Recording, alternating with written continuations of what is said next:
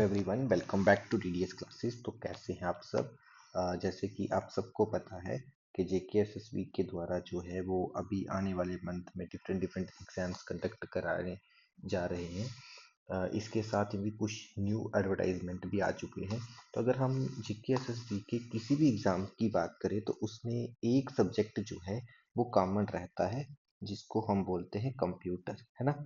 चाहे हम junior assistant की बात कर लें, चाहे हम जो है वो लेबोरेटरी अटेंडेंट की बात कर लें, चाहे हम फाइनेंस अकाउंट असिस्टेंट की बात कर लें, पुलिस डिपार्टमेंट के अंदर जो जेकेपी कांस्टेबल के फॉर्म निकले हैं, ठीक है, उनकी बात कर लें, तो कंप्यूटर सेक्शन ऑलमोस्ट सभी एग्जाम्स में आता है।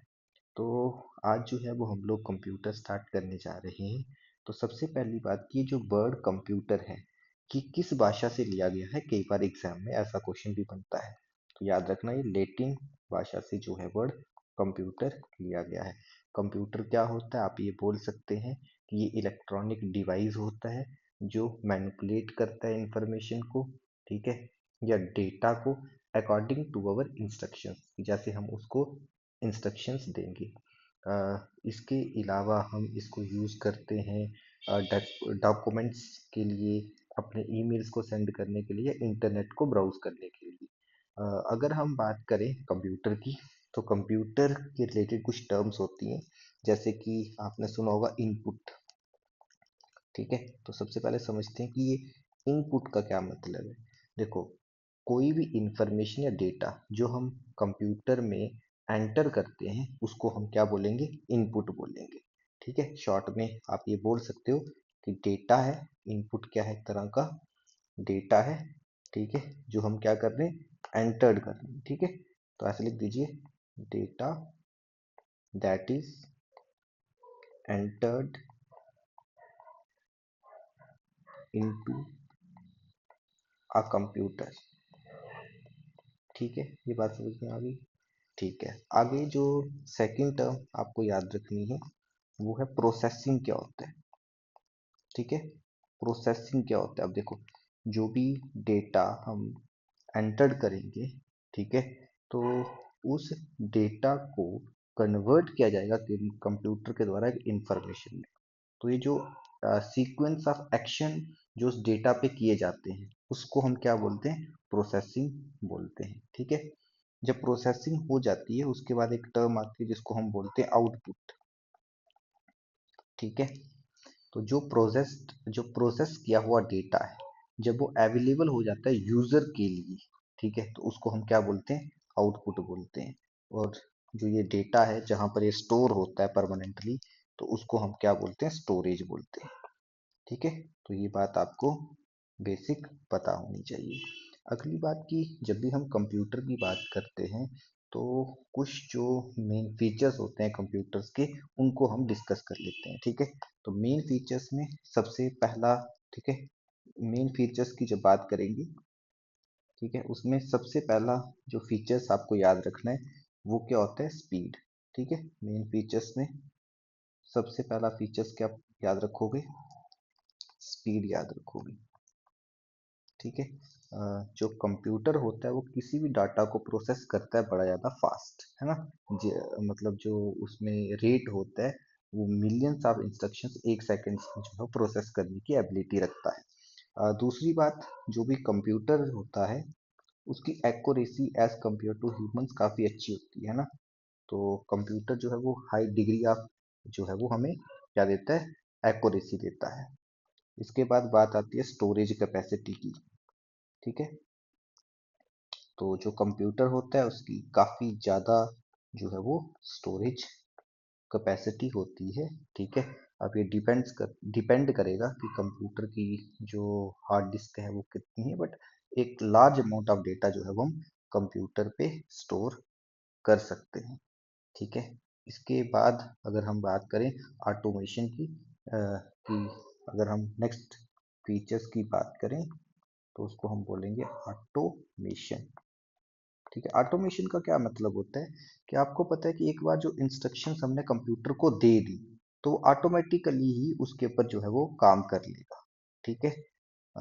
इसके अलावा जो है हम ये बोल सकते हैं कि जो कंप्यूटर होता है वो ह्यूमन के कंपैरिजन में ज़्यादा रिलायबल होता है। ठीक है, क्यों रिलायबल होता है? क्योंकि जो कंप्यूटर होता है वो हमेशा एक पक्का या एक एग्जैक्ट रिजल्ट जो है वो देता है। कंप्यूटर में अगर इनपुट सही है तो बड़े कम चांसेस होते हैं कि जो आउटपुट है वो गलत हो। ठीक है, तो इनपुट अगर हम गलत दे रहे हैं तो आउट रिजल्ट गलत हो सकता है, अदरवाइज जो है वो कंप्यूटर में एक्यूरेसी होगी होगी। तो ये कुछ फीचर्स होते हैं कंप्यूटर के। आगे हम बात करते हैं, कुछ टर्म्स और डिस्कस कर लेते हैं कंप्यूटर के रिलेटेड। जैसे कि एक टर्म आती है जिसको हम बोलते हैं हार्डवेयर। क्या बोलते हैं? हार्डवेयर। जब भी बात आएगी हार्डवेयर की, तो हार्डवेयर क्या होता है ये बात आप ध्यान में रखेंगे कि जब हम कलेक्शन करते हैं फिजिकल एलिमेंट की, मतलब जो भी कंप्यूटर के टेंजिबल पार्ट है जिसको हम टच कर सकते हैं, जैसे कि स्क्रीन हो गया, डिस्प्ले हो गया, कीबोर्ड हो गया, इन सबको हम क्या बोलते हैं? हार्डवेयर बोलते हैं। ठीक है, दूसरी बात आपको याद रखनी है सॉफ्टवेयर। ठीक है, क्या याद रखना है? सॉफ्टवेयर। तो सॉफ्टवेयर क्या होता है कि सेट ऑफ प्रोग्राम, या हम ये बोल सकते हैं कि जो इनटेंजिबल पार्ट है, या वो सॉफ्टवेयर जो हार्डवेयर जो है वो क्या काम करेगा, कैसे काम करेगा, जो ये डिसाइड करती हैं सेट्स ऑफ प्रोग्राम्स, उनको हम क्या बोलेंगे? सॉफ्टवेयर्स बोलेंगे। ठीक है, जैसे हमारे पास प्रोसेसर्स होते हैं। ठीक है, थर्ड टर्म आती है डेटा, जो कि मैंने आपको अभी पहले शायद वर्ड यूज भी किया हम लोगों ने। तो डेटा जो अनप्रोसेस्ड रॉ फैक्ट या फिगर्स हैं जो हम इनपुट करना चाहते हैं, तो उसको हम क्या बोल सकते हैं? डेटा बोल सकते हैं। इसमें ये बात याद रखना काफी इंपॉर्टेंट है कि इंफॉर्मेशन क्या होता है। ठीक है, तो डेटा क्या हो गया? वो रॉ फैक्ट हो गया। ठीक है, जब डाटा प्रोसेस्ड हो जाता है, अभी बताया था कि सबसे पहले इनपुट देंगे, फिर उसमें प्रोसेसिंग होगी, प्रोसेसिंग होने के बाद जो डेटा प्रोसेस्ड हो जाता है, ऑर्गेनाइज्ड हो जाता है, स्ट्रक्चर्ड हो जाता है। ठीक है, तो ये प्रोसेस्ड, ऑर्गेनाइज्ड, स्ट्रक्चर डेटा होता है। ठीक है, इसी को हम क्या बोलते हैं? इंफॉर्मेशन बोलते हैं। ठीक है, अगली टर्म आती है इंस्ट्रक्शंस। ठीक है, तो इंस्ट्रक्शंस क्या होती है? जो भी कमांड हम कंप्यूटर को देते हैं कंप्यूटर की लैंग्वेज में, ठीक है, तो उसको हम क्या बोलते हैं? इंस्ट्रक्शंस। ठीक है, जो सेट ऑफ इंस्ट्रक्शंस होता है, ठीक है, उसको हम बोलते हैं प्रोग्राम। ठीक है, जो भी एक सेट ऑफ इंस्ट्रक्शंस कंप्यूटर को दिया जाता है ताकि वो कुछ काम कर सके, कुछ परफॉर्म कर सके टास्क, उसको हम क्या बोलेंगे? प्रोग्राम बोलेंगे। आई होप कि ये बेसिक बातें आपको समझ में आ रही होंगी। तो आगे अगर हम बढ़ते हैं तो नेक्स्ट हम डिस्कस कर लेते हैं हिस्ट्री ऑफ कंप्यूटर। ठीक है, हिस्ट्री ऑफ कंप्यूटर। देखो, जब भी हम बात करेंगे हिस्ट्री ऑफ कंप्यूटर की, तो इसमें एक बात याद रखना है। ठीक है, सबसे इम्पोर्टेंट नाम अबेक्कस। अबेक्कस जो है, इसकी डिस्कवरी 1602 में हुई थी। ठीक है, और इसको इन्वेंट किसने किया था? इसको इन्वेंट किया था चाइना ने। ठीक है, इसको हम जो है वो फर्स्ट मैकेनिकल इसको हम फर्स्ट मैकेनिकल कैलकुलेटिंग डिवाइस भी बोलते हैं। ठीक है, क्या बोलते हैं? फर्स्ट मैकेनिकल कैलकुलेटिंग डिवाइस भी इसको बोला जाता है। ठीक है, और इसका यूज किसमें किया जाता था? एडिशन, सब्ट्रैक्शन में। ठीक है, ये बात याद रखें। ठीक है, और इसका स्क्वायर रूट कैलकुलेट करने में भी यूज होता था। ठीक है, उसके बाद हमारे पास जो सेकंड आपको याद होना चाहिए, दैट इज नेपियर्स बोन्स। ठीक है, जॉन नेपियर ने इसको डिस्कवर किया था, जो स्कॉटलैंड के थे। ये याद रखना, नाम याद रखना, किसने डिस्कवर किया। ठीक है, ये जो है वो मल्टीप्लिकेशन जो है वो नंबर पे परफॉर्म करता था। ठीक है, करने में हेल्प करता था। एक सबसे बड़ी बात कि जो कैलकुलेशन करने के लिए जो टेक्नोलॉजी अपनाता था, उस टेक्नोलॉजी के ऊपर क्वेश्चन आता है तो उसको बोलते हैं रैविडोलॉजिया। ये नाम याद रखना, ठीक है। ये बड़ी बार एग्जाम में पूछा जाता है कि कौन सी टेक्नोलॉजी जो है वो यूज करता था ये कैलकुलेशन पर्पस के लिए। तो उस टेक्नोलॉजी को हम क्या बोलते थे, उस टेक्नोलॉजी को हम क्या बोलते थे, ठीक है। ये नाम आप याद रखेंगे, रैविडोलॉजिया, ठीक है। अब अगली जो है वो आपको कई बार अगर ये पूछ लिया जाए कि बताइए फर्स्ट मैकेनिकल एडिंग मशीन किसको बोला जाता है, तो ये बोला जाता है पास्कलाइन को, ठीक है। एक बात और आप याद रखेंगे, वो क्या है, first mechanical adding machine, first mechanical adding machine, तो ये किसको बोला जाएगा, पास्कलाइन को, ठीक है। इसकी डिस्कवरी 1642 में हुई थी, ठीक है। तो ये फ्रांस में इसकी डिस्कवरी हुई थी। इसके बारे में आपके लिए इतना ही जो है वो याद रख लेना। अगली बात जो आपको पता होनी चाहिए, ये सबसे इम्पोर्टेंट है, एनालिटिकल इंजन, ठीक है। इसको चार्लेस बैबेज ने डिस्कवर किया था। ये नाम काफी इम्पोर्टेंट है कंप्यूटर में, और इन्हीं को जो है वो फादर ऑफ कंप्यूटर भी बोला जाता है, ठीक है। चार्लेस बैबेज ने इनको डिस्कवर किया था। इसी को चार्लेस बैबेज के द्वारा जो एनालिटिक इंजन है, इसको हम क्या बोलते थे, फर्स्ट जनरल पर्पस कंप्यूटर, ठीक है। आपको अगर एग्जाम में पूछा जाए कि बताइए फर्स्ट जनरल पर्पस कंप्यूटर कौन सा है, फर्स्ट जनरल पर्पस कंप्यूटर कौन सा है, तो आपको नाम याद रखना है एनालिटिकल इंजन, ठीक है। क्लियर होगी बात। अब अगर हम आगे बढ़े तो अगला आपको जो नाम पता होना चाहिए, वो नाम पता होना चाहिए मार्क का, ठीक है। मार्क फर्स्ट, ठीक है। इसका जो है वो अगर हम बात करें तो इसका वर्ल्ड वार सेकंड में यूज हुआ था मार्क फर्स्ट का, ठीक है। और इसको जो है वो डिस्कवर किसने किया था, अगर ये बात आ जाए तो ये नाम याद रखना, होवार्ड एकिन। इन्होंने इसको जो है वो डिस्कवर किया था अमेरिका में, ठीक है।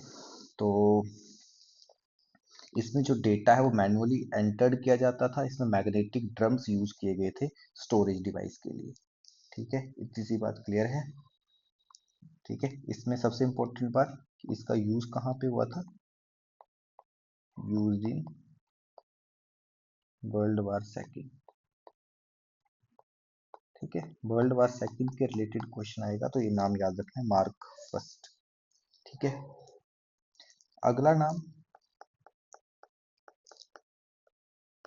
इनैक, ठीक है। इसको जेपी एक्रिट एंड जेडब्ल्यू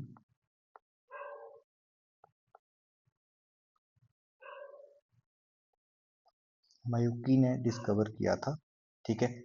इसको नाम दिया गया फर्स्ट इलेक्ट्रॉनिक डिजिटल कंप्यूटर, ठीक है। ये नाम आपको याद रखना है इसके लिए, जब भी बात होती है किसकी, इसको हम क्या बोलते हैं, first electronic digital computer. I hope इतनी सी बात क्लियर हो गई होगी, ठीक है। अगला नाम जो आपको याद रखना है दैट इज यूएनई विक, ठीक है, UNIVAC। 1951 में इसकी डिस्कवरी हुई। इसको भी जो डिस्कवर किया गया वो सेम ही थे इनके भी, नाम याद रखना, जेपी एचकट एंड JW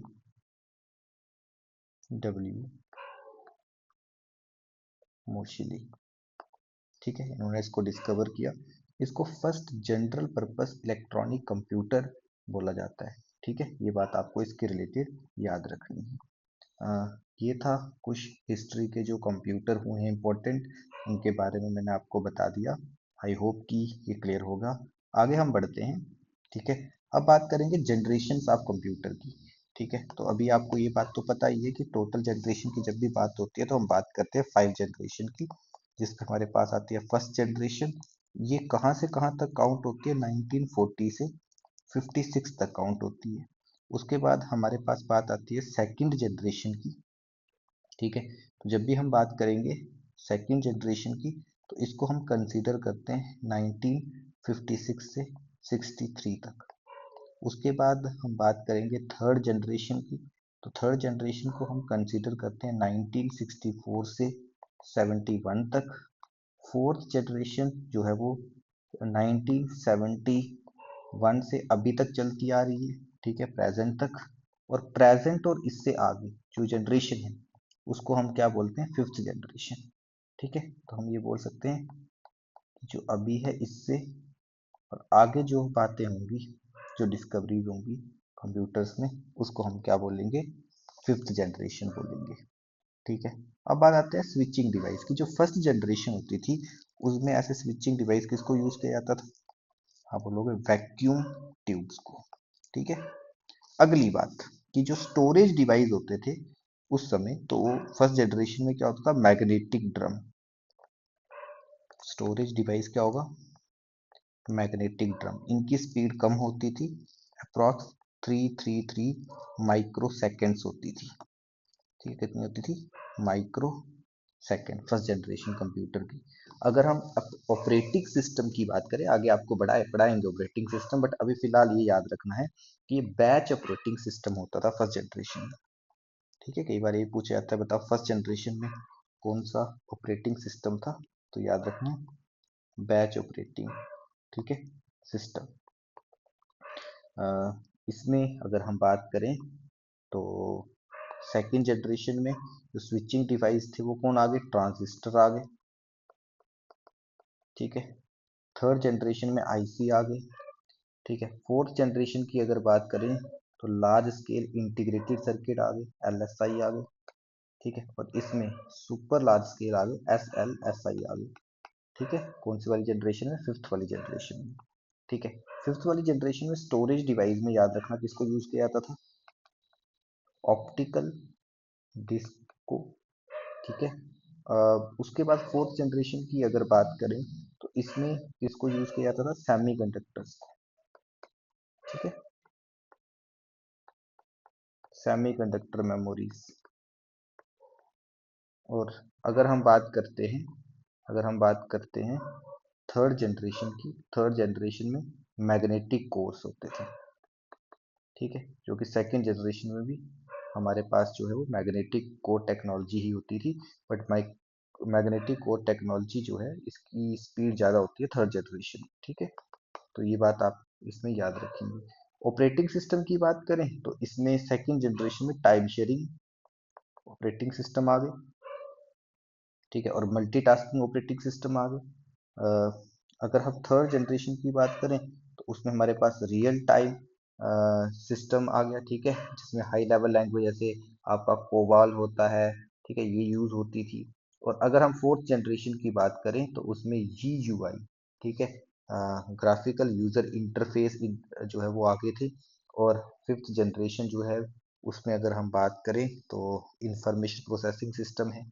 ठीक है, तो ये बात होगी हमारी पांचों जनरेशन्स के कंप्यूटर की। एक दो पॉइंट जो सबसे इम्पोर्टेंट है कि जो फर्स्ट कंप्यूटर इंडिया ने बनाया था उसका जो नाम था वो था सिद्धार्थ। ये नाम काफी इम्पोर्टेंट है, इसको याद रखेंगे। इसके साथ में ही जो फादर ऑफ मॉडर्न कंप्यूटर है, अगर ये एग्जाम में पूछा जाता है तो ये नाम याद रखना, एलन ट्यूरिंग, इनको बोला जाता है। ठीक है, ये बात आपको दो बातें जो है वो कंप्यूटर्स के रिलेटेड याद रखनी है। आगे बढ़े, चलिए तो आगे बढ़ते हैं। आगे जो पार्ट आता है that is classification of computers. क्या पढ़ेंगे?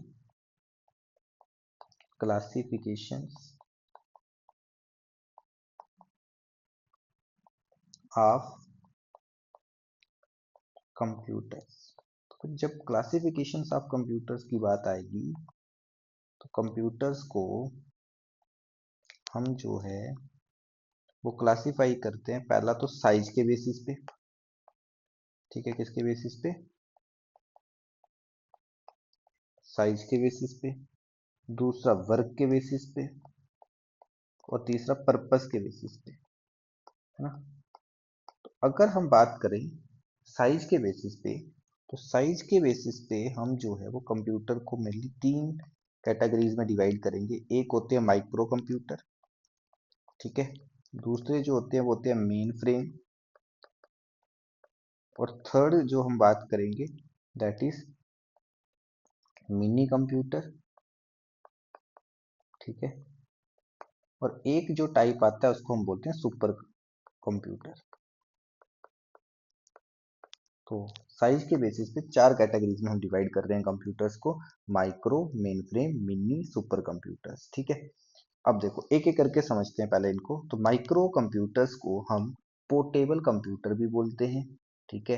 ये जो कंप्यूटर होते हैं ये इतने ज़्यादा पावरफुल नहीं होते, बट इनका यूज़ जो है हम करते हैं, जैसे कि हमारे जो पर्सनल कंप्यूटर होते हैं, लैपटॉप होता है, ठीक है, आपके टैबलेट होते हैं, ठीक है, या वर्क स्टेशन कंप्यूटर, ये सारे किस कैटेगरी में आते हैं, ये बात आपको याद रखनी है, सारे के सारे माइक्रो की कैटेगरीज में आते हैं।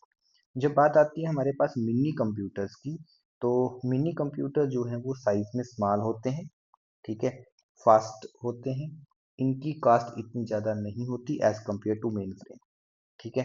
मेन फ्रेम कंप्यूटर्स जो होते हैं, ठीक है, इनका जो इंटरनल स्टोरेज होता है वो काफ़ी ज़्यादा होता है, ठीक है, और ये जो है वो जो बिजनेस वर्ल्ड की हम इसको बैकबोन बोला जाता है, ठीक है। और अगर हम कंप्यूटर्स नेटवर्क की बात करें तो इनको कंप्यूटर्स नेटवर्क का जो है वो हार्ट माना जाता है। बात करते हैं सब सुपर कंप्यूटर्स की। तो सुपर कंप्यूटर जो है वो काफ़ी एक्सपेंसिव होते हैं, इनकी काफ़ी हाई प्रोसेसिंग स्पीड होती है बाकी कंप्यूटर के कंपैरिजन में, ठीक है। सुपर कंप्यूटर को हम मोस्ट पावरफुल कंप्यूटर बोल सकते हैं, ठीक है। इनका साइज जो है वो कंपैरेटिवली लार्ज होता है, मेमोरी भी काफ़ी ज़्यादा होती है। एक चीज़ इसमें याद रखना, ठीक है, कि जो स्पीड होती है वो फ्लॉप्स में मेजर की जाती है सुपर कंप्यूटर की।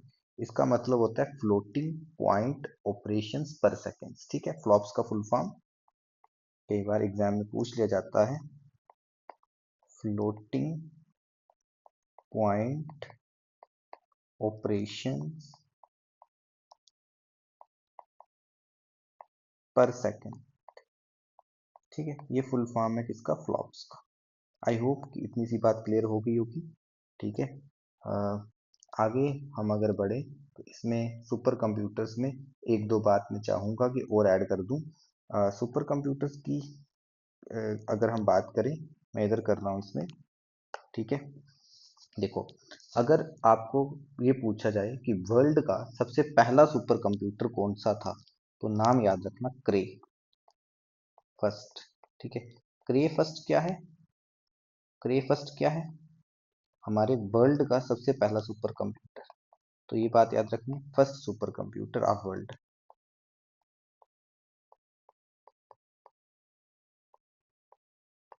फर्स्ट सुपर कंप्यूटर कहाँ का, वर्ल्ड, हाँ। इंडिया का पहला सुपर कंप्यूटर, ये क्वेश्चन पे कई बार एग्जाम में आ चुका है, ठीक है। परम, परम जो है वो इंडिया का सबसे पहला सुपर कंप्यूटर माना जाता है, ठीक है। तो ये बात आई होप कि सबको समझ में आ गई होगी कि साइज के बेसिस पे जो है,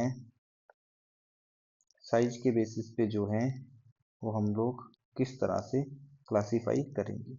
अब अगली बात जो है वो हम करेंगे किसके बेसिस पे, वर्क के बेसिस पे, है ना। तो ये वर्क के बेसिस की बात करें, मैं नीचे लिख देता हूँ कि जो वर्क होता है, वर्क के बेसिस पे जो हमारे कंप्यूटर्स हैं उनको हम तीन पार्ट्स में डिवाइड करेंगे, एनालॉग, डिजिटल, हाइब्रिड, ठीक है। वर्क के बेसिस पे जो हमारे कंप्यूटर्स होंगे उनको भी हम तीन कैटेगरीज में ही डिवाइड करेंगे। पहले आते हैं लॉग, ठीक है। पहले एनालॉग को समझते हैं, ठीक है। ये जो कंप्यूटर होते हैं इनमें अर्थमेटिक और लॉजिक ऑपरेशंस किए जाते हैं, ठीक है। और ये मैनिपुलेट करते हैं, प्रोसेस करते हैं डाटा को, ठीक है। इसकी अगर एग्जांपल पूछी जाए, सबसे पहली बात तो इसमें सबसे इंपॉर्टेंट एग्जांपल जैसे स्पीडोमीटर्स हो गया, ठीक है, सिस्मोग्राफ हो गया। तो ये एनालॉग कंप्यूटर की जो है वो एग्जांपल है, ठीक है। एनालॉग कंप्यूटर्स के अंदर हम बड़े सारे मैथमेटिकल ऑपरेशन एक साथ कर सकते हैं, ठीक है। और अगर हम बात करें सेकंड टाइप की वर्क के बेसिस के ऊपर, तो वो आता है डिजिटल कंप्यूटर्स, ठीक है। तो बात करते हैं हम लोग इसकी डिजिटल कंप्यूटर्स की। तो पहली बात की ये जो कंप्यूटर्स होते हैं, ठीक है, ये बाइनरी डिजिट्स पे कैलकुलेशन करते हैं, ठीक है। इसके साथ में ही, ठीक है, जो हमारे आज के डिजिटल कंप्यूटर्स होते हैं जैसे डेस्कटॉप होते हैं, तो उनको हम क्या बोल सकते हैं, डिजिटल कंप्यूटर बोल सकते हैं। तो इसकी एग्जांपल्स की जब बात की जाएगी तो इसमें सबसे बेस्ट एग्जांपल हम दे सकते हैं डेस्कटॉप,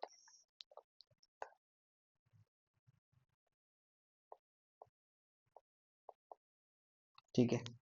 थर्ड टाइप की अगर बात करें तो थर्ड टाइप में क्या बोला मैंने, हाइब्रिड कंप्यूटर्स। तो हाइब्रिड कंप्यूटर्स कौन से होंगे, ठीक है, जिनमें एनालॉग और डिजिटल दोनों कॉम्बिनेशंस एक साथ होंगे, ठीक है। ये जो बड़ी बड़ी मशीन जो ईसीजी मशीन होती है हॉस्पिटल में, डायलिसिस होता है, ठीक है। तो ये जो है वो कॉमन एग्जांपल्स हैं किसकी, हमारे पास हाइब्रिड कंप्यूटर्स की, ठीक है। अब बात आती है पर्पस के बेसिस पे। तो पर्पस के बेसिस पे अगर हम बात करें तो हम कंप्यूटर को दो कैटेगरी में डिवाइड करेंगे। एक होगा जनरल पर्पस कंप्यूटर और एक होगा स्पेशल पर्पस कंप्यूटर, ठीक है। तो जनरल पर्पस कंप्यूटर एक तर मैं लिख देता हूँ नीचे, बेस्ड ऑन पर्पस। पर्पस के बेसिस पे जो कंप्यूटर्स होंगे वो दो कैटेगरीज में डिवाइड कर सकते हैं। पहला आता है जनरल पर्पस, दूसरा आता है हमारे पास स्पेशल पर्पस,